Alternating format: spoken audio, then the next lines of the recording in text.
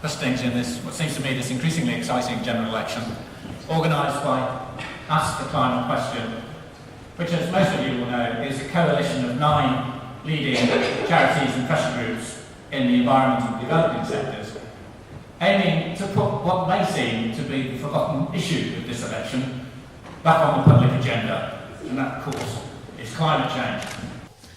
Can our speakers today confirm that sufficient additional resources would be made available to poor communities around the world struggling to adapt to climate change?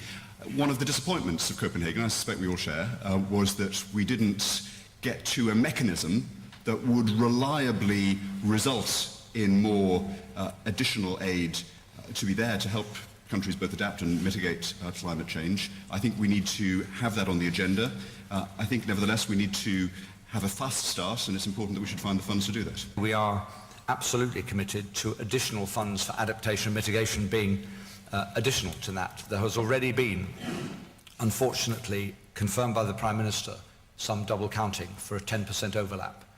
It seems to us that's inappropriate, and we need to be clear the funding should be new. We also need, as I think Simon has just mentioned, a tax on currency speculations. The idea of a Robin Hood tax, as it's called, has been gaining support. That needs to be implemented. And we've been very clear about this. We've said that we will get to 0.7% GDP for development spending by 2012-13, that we will put in funds over and above that number, and that no more than 10% of existing aid money should be used for climate financing. But let no one think that the 10% commit from ODA doesn't mean precisely that all of the money under the government's plans would come from ODA. And we've made a very, very clear promise, which is that it won't, that there will be additional money on top of the 0.7. The flaw in your argument is that you've been in power for 13 years, and the Tories in power for 18 years before that. And the ODA has still not contributed even 0.7% over all of that period. This is very late in the day.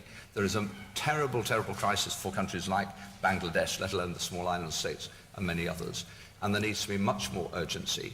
We've actually doubled the ODA percentage as a percentage of GDP in the time that we've been in power, when it was falling for 18 years. So, Simon, to try and portray the Tory and Labour government as the same on that is frankly completely wrong. We're going to have enormous cuts, whoever gets in power, because of the size of the deficit in the next 5 years. How big an effect do you think that will have on whichever party is in, on the climate finance that they can supply to countries in the developing world who will desperately need it? Well, it's very worrying, and do we really believe politicians talking about meeting radical targets when they're talking about deeper and deeper cuts? But it is possible. We can actually turn our economy around and make a massive investment program. Taxes will have to rise for the wealthiest. It's given the urgency of climate change threatening the very survival of humanity. Why has it not been more central to the election campaign? The more we can make this about the future economy and what our economy looks like going forward, I think the more we will widen the circle of the committed, not just at this election, but beyond it as well. You know, why is it that, given our fantastic resources of wind, wave and tidal power, no other major European country generates less of its energy from renewables than we do? Why is it that we use more fossil fuels as a proportion of our energy than we did 20 years ago?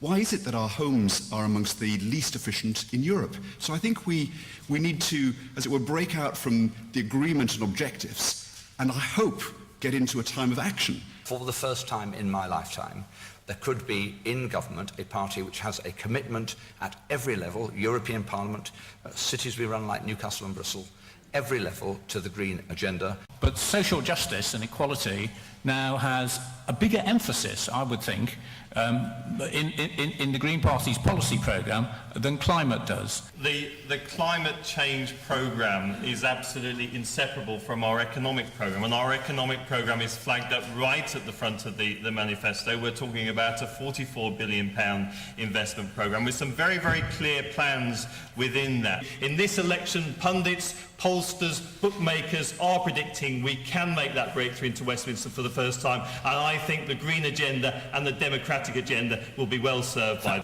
one test of this is go to other countries in the world, and actually people recognise that we're one of the few countries to meet and exceed our Kyoto targets. They recognise we're the world leader in offshore wind generation. They recognise we have the most ambitious coal policy in the world, partly thanks to the campaigning of people in this room.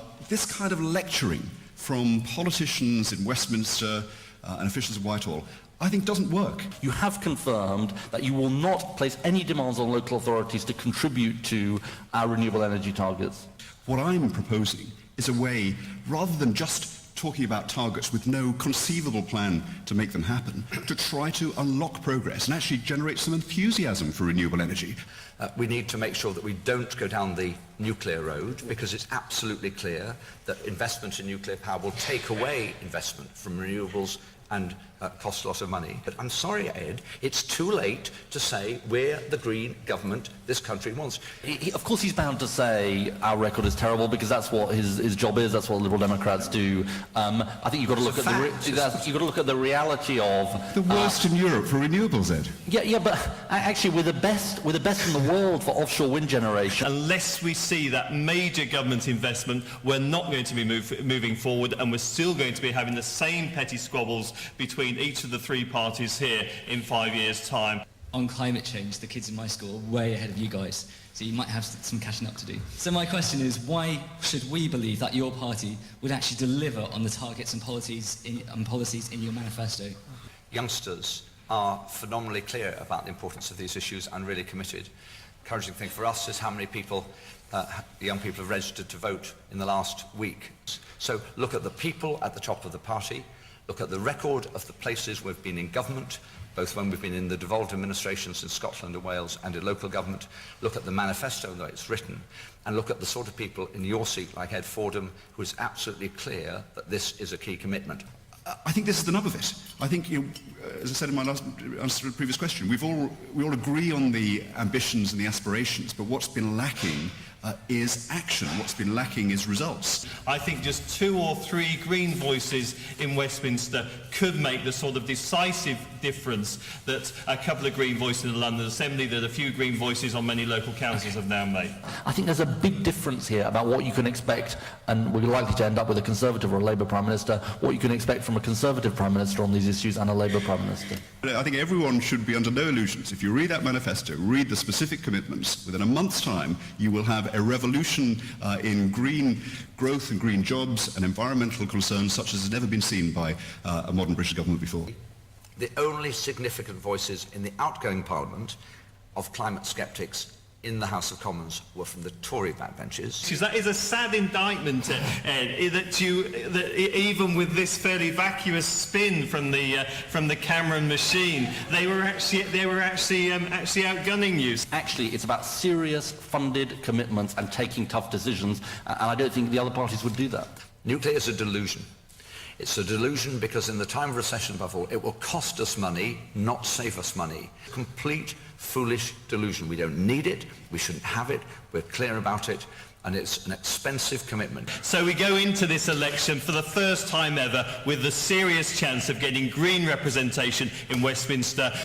If we do things differently, I believe we can confront this great challenge of our age, that of climate change. And I believe that Britain will be a great force for the environmental revolution across the world. Together, we can make a massive impact on our emissions, and we can help to tackle climate change.